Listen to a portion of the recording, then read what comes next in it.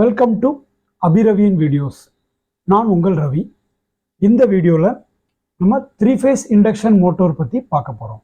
அதுலேயும் இந்த பார்ட்டில் அதனுடைய design, construction and working principal பற்றி பார்க்க போகிறோம்.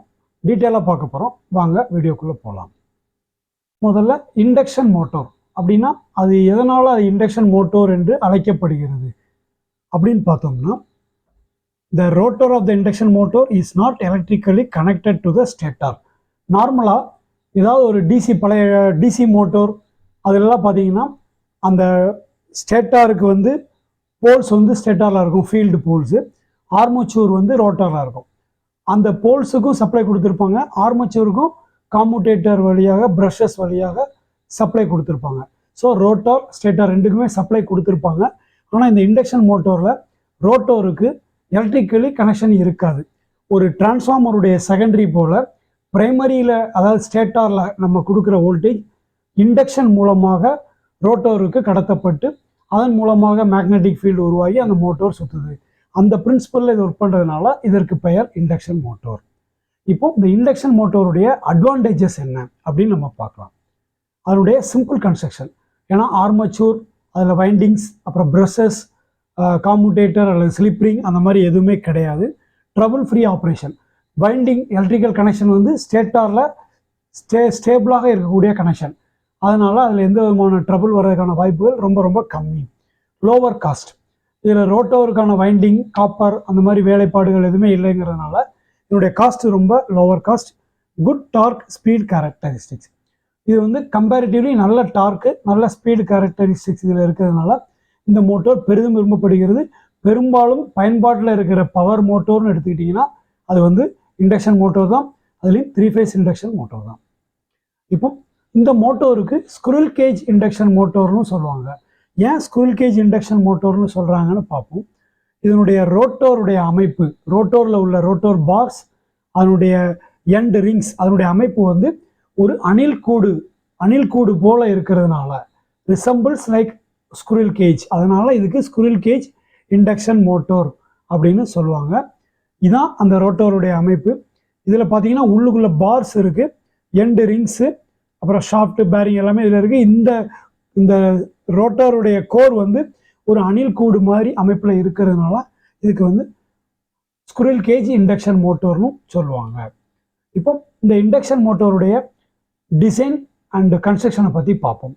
ஸ்பெஷலி அதனுடைய பார்ட்ஸ், என்னென்ன பார்ட்ஸ், அது என்னென்ன ஃபங்க்ஷன் அப்படிங்கிறத பற்றி பார்ப்போம். இதுதான் அதனுடைய எக்ஸ்பாண்டட் வியூ, அதாவது எக்ஸ்ப்ளோடட் வியூன்னு சொல்லுவாங்க. ஒரு ஸ்குரில் கேஜ் இண்டக்ஷன் மோட்டருடைய எக்ஸ்ப்ளோடட் வியூ. இந்த வியூவில் இப்போ நம்ம ஒவ்வொரு பார்ட்டாக பார்க்கலாம். இது வந்து ஸ்டேட்டார் என்னென்னா அதனுடைய கோர் அண்ட் வைண்டிங் இதில் தான் ஃபிக்ஸ் பண்ணப்பட்டிருக்கு. அந்த ஸ்டேட்டாருக்கு கீழே பெட் இருக்குது. பெட் போல்ட்டுகள் நம்ம போட்டு அதை ஃபிக்ஸ் பண்ணுறதுக்கு நேம் பிளேட்டு அதிலே தான் இருக்குது. Terminal box and terminal black எல்லாமே அந்த ஸ்டேட்டாரில் இருக்கும். அந்த ஹூக் இருக்குது. இது வந்து அந்த மோட்டரை லிஃப்ட் பண்ணுறதுக்கு, டிரான்ஸ்போர்ட் பண்ணுறதுக்கு வசதியாக அதில் ஹூக் இருக்குது. இது வந்து ஸ்டேட்டார். இது வந்து காஸ்ட் அயர்ன், மோஸ்ட்லி காஸ்ட் அயர்னில் இருக்கும். அதில் கூலிங் ஃபின்ஸும் இருக்குது. இந்த கூலிங் ஃபேன் மூலமாக காற்று அடிக்கிறப்ப அந்த மோட்டர் சூடாகாமல் இருக்கிறதுக்கு இந்த ஃபின்ஸ் வழியாக கூலிங் ஆகி மோட்டர் வந்து ஓவர் ஹீட் ஆகாமல் தவிர்க்கப்படுகிறது. அடுத்த பார்ட் வந்து பார்த்திங்கன்னா கோர்.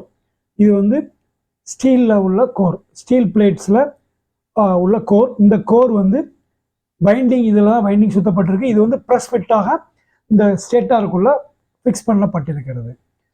அப்புறம் அடுத்த பார்ட் பார்த்தீங்கன்னா அதில் வந்து வைண்டிங், அந்த கோரில் தான் வைண்டிங் சுத்தப்பட்டிருக்கு. இது வந்து 3-phase winding, 3 set of coils எல்லாமே அந்த இதில் சுத்தப்பட்டிருக்கிறது. அடுத்தது ரோட்டோர் வந்து ஸ்குரில் கேஜ் ரோட்டோர்னு சொல்லுவாங்க. அணில் கூடு மாதிரி இருக்கிறதுனால அணில் கூடு ரோட்டோர்னு சொல்லுவாங்க. அது வந்து ரோட்டோர். அதுக்கு அடுத்தது அந்த ரோட்டோரில் அதனுடைய ஷாஃப்ட். இது வந்து ஸ்டீல் ஷாஃப்ட்டு. இந்த ஷாஃப்டில் தான் புள்ளிகளை மாட்டியிருப்பாங்க. இந்த ரோட்டோருடைய மெயின் பார்ட்டு இந்த ஷாஃப்ட். நெக்ஸ்ட்டு பேரிங், இந்த சைடு கவருக்குள்ள பேரிங்குள்ள கவர், அந்த பேரிங் கவர்னு சொல்லுவாங்க. அடுத்தது பேரிங். இது வந்து டிரைவிங் எண்டு, டிரைவ் எண்டுன்னு சொல்லுவாங்க. இந்த பக்கம் தான் புள்ளி மாட்டுறதுனால இந்த எண்டை டிரைவ் எண்டும்பாங்க, இந்த எண்டை நான் டிரைவ் எண்டும்பாங்க. அந்த டிரைவ் எண்டு பேரிங். அடுத்தது end cover, side cover, drive end. அந்த டிரைவ் எண்டுடைய சைடு கவர். அடுத்தது பார்த்தீங்கன்னா நான் டிரைவ் எண்டில் உள்ள பேரிங், நான் டிரைவ் எண்டில் உள்ள சைடு கவர், அது என்டின்னு சொல்லுவாங்க, சைடு கவர். அடுத்தது கூலிங் ஃபேன், இது வந்து ஒரு பிளாஸ்டிக் ஃபேனு. இந்த மெட்டல் ஃபேன்ஸும் முன்னாடி இருந்துச்சு, இப்போ வந்து பவர் சேவிங்காக கூலிங் ஃபேன்ஸ்லாம் பிளாஸ்டிக் ஃபேன்ஸாக இருக்கும்.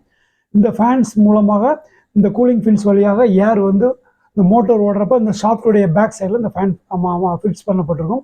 அப்போ மோட்டர் ஓடுறப்ப ஆட்டோமேட்டிக்காகவே இந்த ஃபேன் சுற்றும், சென்ட்ரிஃபிகல் ஃபோர்ஸில் அது வந்து ஏர் டெலிவர் ஆகும். அடுத்தது டஸ்ட் கவர், இந்த ஃபேனை கவர் பண்ணி இருக்கிற ஒரு ப்ரொடெக்டிவ் கவர், இதுக்கு பேர் வந்து டஸ்ட் கவர் அப்படின்னு சொல்லுவாங்க.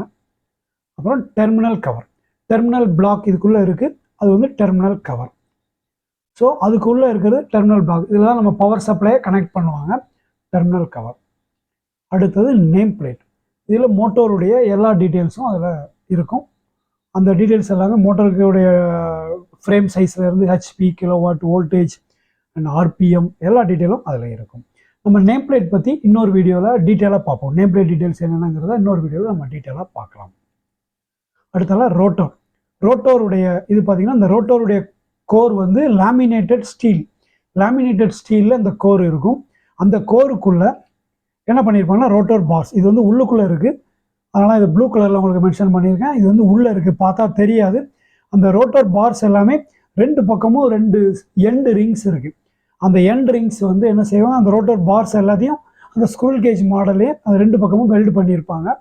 அது வந்து இந்த பக்கம் ஒரு ரிங், அந்த பக்கம் ஒரு ரிங், உள்ளே வந்து ரோட்டோர் பார்ஸு இருக்குது.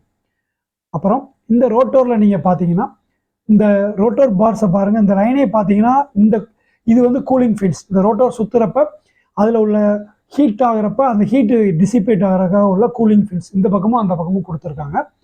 இந்த ரோட்டோரில் பாருங்கள், இந்த ஃபின்னுக்கு நேரம் இந்த கோடுன்னு எடுத்துக்கிட்டிங்கன்னா இங்கே தாண்டி போயிடுச்சு, கொஞ்சம் சாஞ்சாப்பில் இருக்கும் அந்த கோடுகள் வந்து ஸ்கியூடு, ஸ்லைட்லி ஸ்கியூடுன்னு சொல்லுவாங்க. அது ஏன் அப்படி இருக்குன்னா அது வந்து நாய்ஸ், அதாவது ரன்னிங் டயத்தில் அதில் வந்து மேக்னெட்டிக் நாய்ஸ் வரும், அதை அவாய்ட் பண்ணுறதுக்காகவும் யூனிஃபார்ம் ரோட்டோர் ஃபீல்டு டார்க், அந்த ரோட்டோரில் டெவலப் ஆகிற டார்க் வந்து யூனிஃபார்ம் டார்க் டெவலப் பண்ணுறதுக்காகவும் அது கொஞ்சம் சாய்வாக கொடுத்துருப்பாங்க. ஃபுல்லாகவே அப்படி ஒரு சாய்வாக இந்த பக்கத்துக்கும் அந்த பக்கத்துக்கும் கொஞ்சம் சாய்வாக அதை கொடுத்துருப்பாங்க.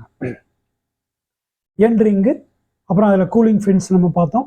அப்புறம் ஷாஃப்ட், ஏற்கனவே சொன்னால் உங்களுக்கு ஸ்டீல் ஷாஃப்ட்டு, அதில் வந்து ஒரு கீ இருக்குது. இந்த கீயில் தான் புள்ளி மாட்டியிருப்பாங்க, புள்ளி ஸ்லிப்பாகாமல் இருக்காங்க இந்த கீயோட அந்த புள்ளியை வந்து ப்ரெஸ் ஃபிட்டாக மாட்டியிருப்பாங்க.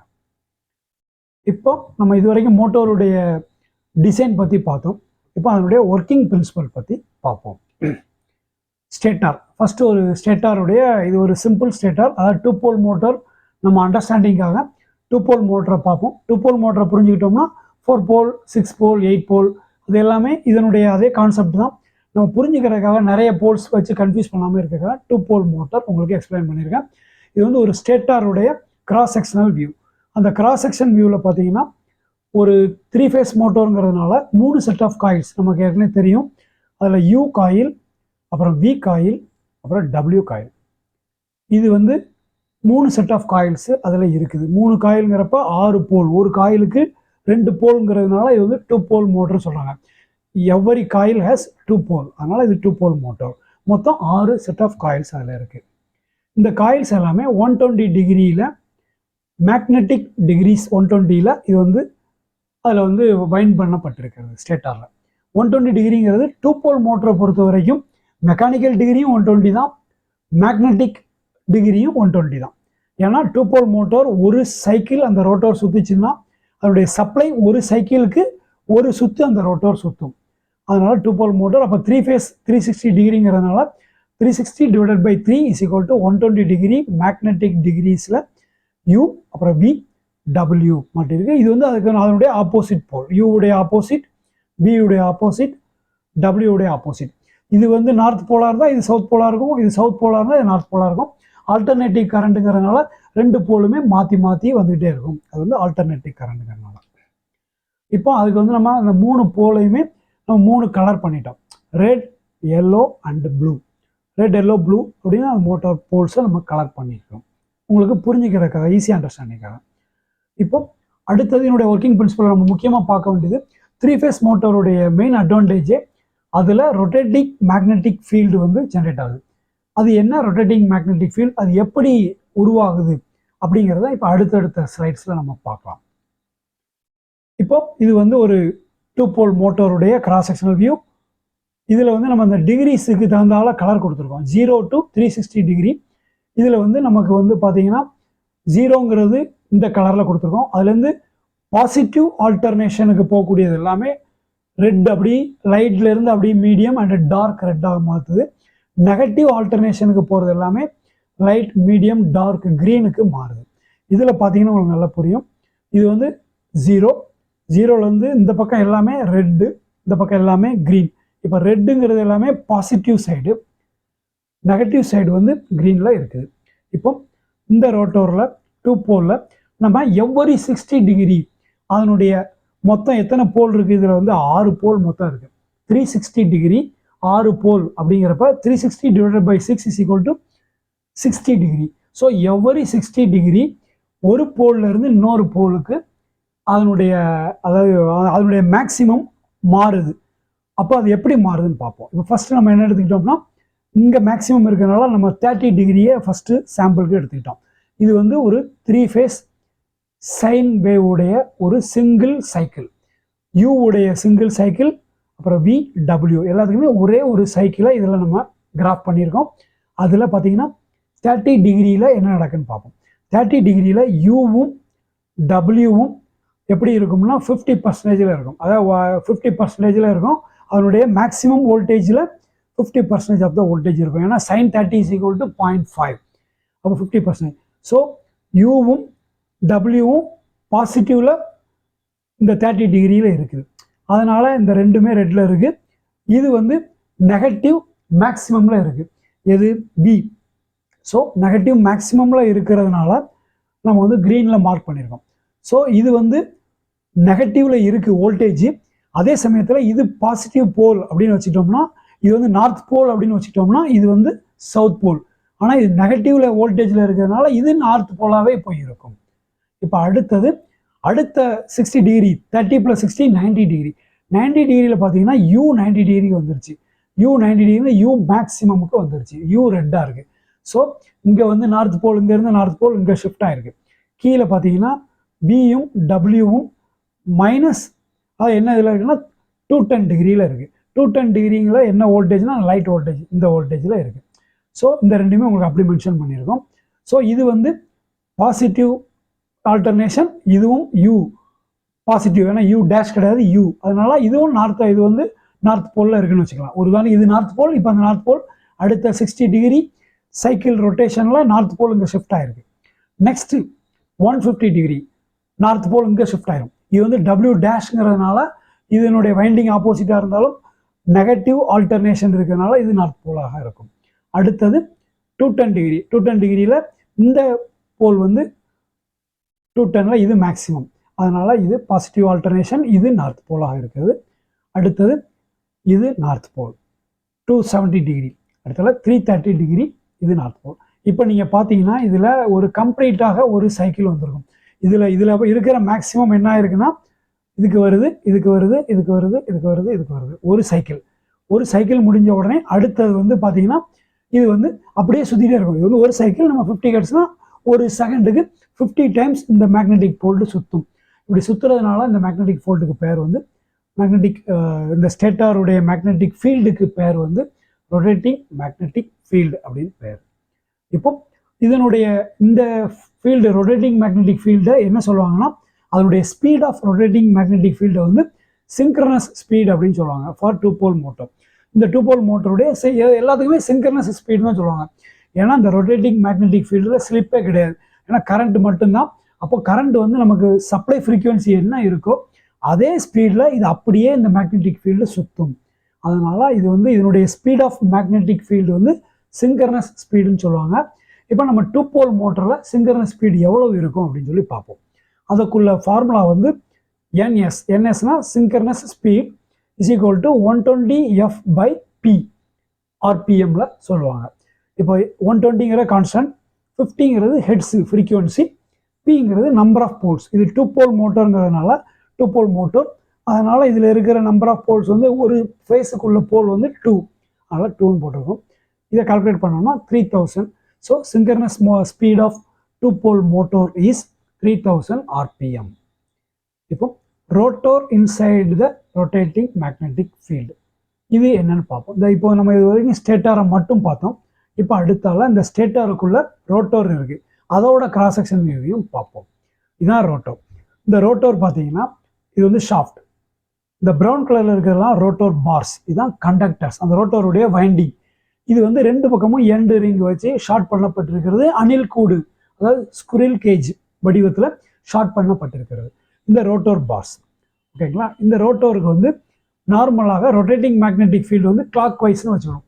நம்ம பார்க்குறப்ப அந்த ஃபேஸ் சீக்வன்ஸ் கரெக்டாக கொடுக்குற பட்சத்தில் ரொட்டேட்டிங் மேக்னெட்டிக் ஃபீல்டு வந்து கிளாக் வைஸில் சுற்றும். ரொட்டேட்டிங் மேக்னெட்டிக் ஃபீல்டு கிளாக் வைஸில் சுற்றுதுன்னு வச்சுக்கலாம். இது ஆன்டி கிளாக் வைஸ்லேயும் நம்ம மாற்றி சப்ளை மாற்றி கொடுத்தா சுற்றலாம். பட் இப்போ கிளாக் வைஸ்லாம் நம்ம வச்சுக்கணும். So RMF rotating magnetic field வந்து என்ன வருது, கிளாக் வைஸில் சுற்றுது அப்படின்னு சொல்லி வச்சுக்கலாம். இப்போ இந்த படத்தை பார்த்தா உங்களுக்கு என்ன தெரியுது? இது வந்து உங்களுக்கே தெரியுது, ஒரு ட்ரெயின்லேருந்து எடுக்கப்பட்ட படம். ட்ரெயின்லேருந்து வெளிப்பக்கமாக நம்ம எடுக்கப்பட்ட படம்.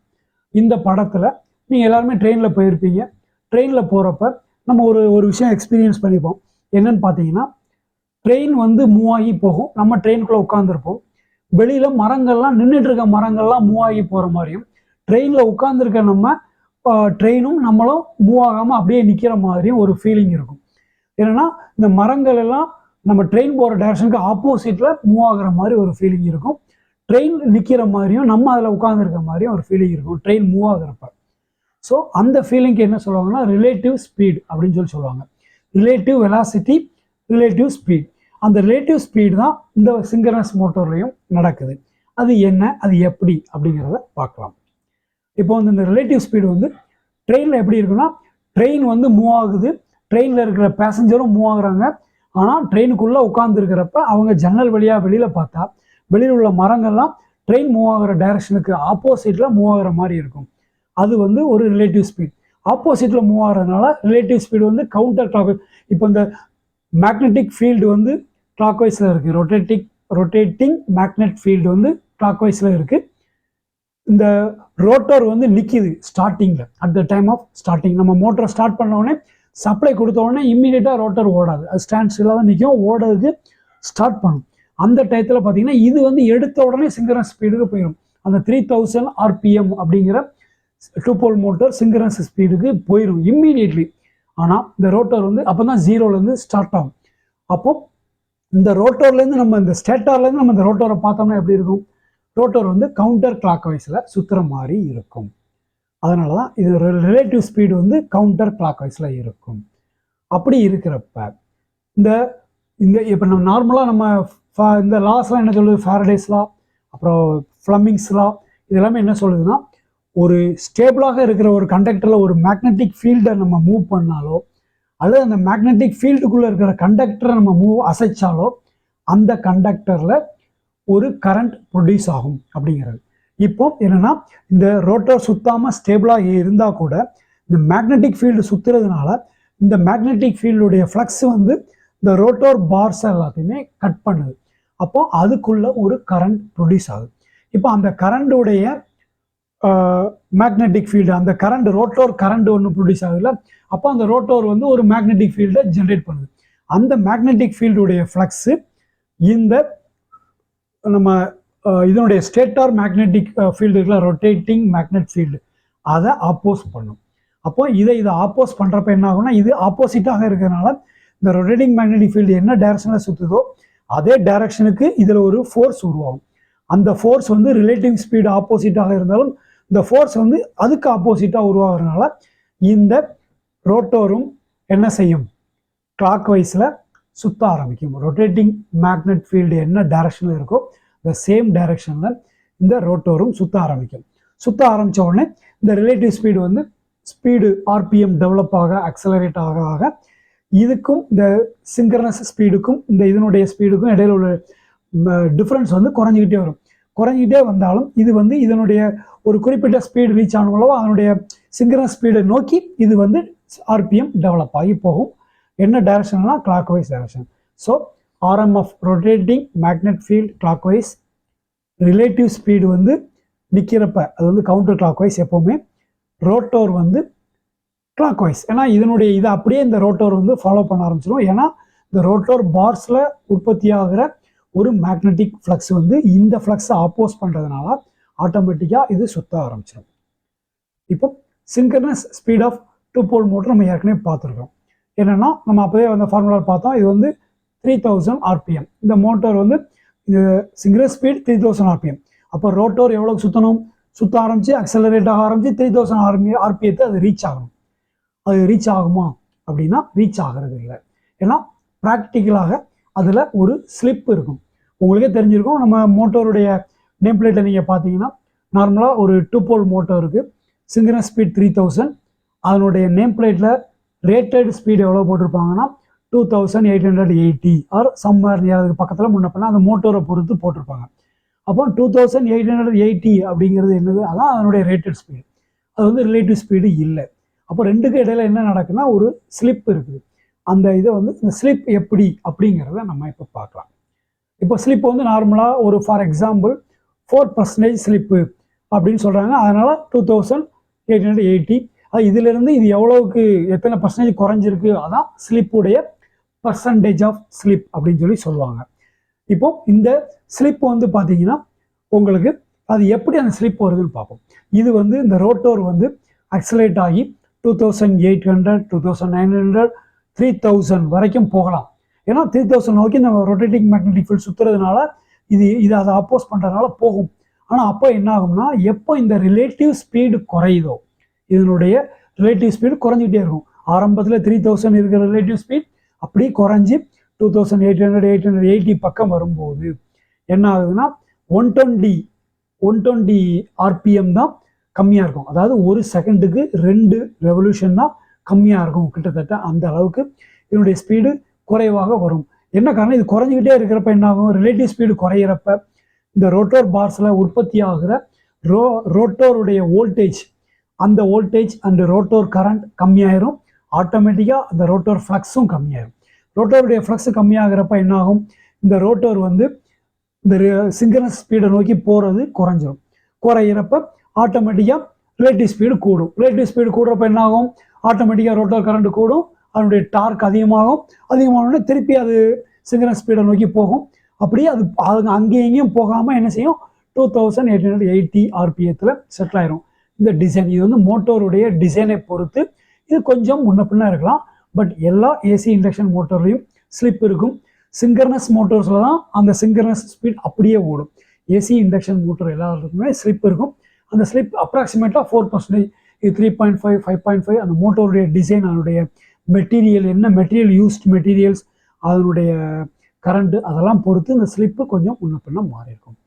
இது வரைக்கும் நம்ம இந்த வீடியோவில் ஒரு சிங்கரனஸ் மோட்டருடைய டிசைன், அதனுடைய கன்ஸ்ட்ரக்ஷன், அதனுடைய working principal, rotating magnet field அப்படின்னா என்ன, ரிலேட்டிவ் ஸ்பீட்னா என்ன, ஸ்லிப்னா என்ன அப்படிங்கிறத பற்றிலாம் டீட்டெயிலாக பார்த்துருக்குறோம்.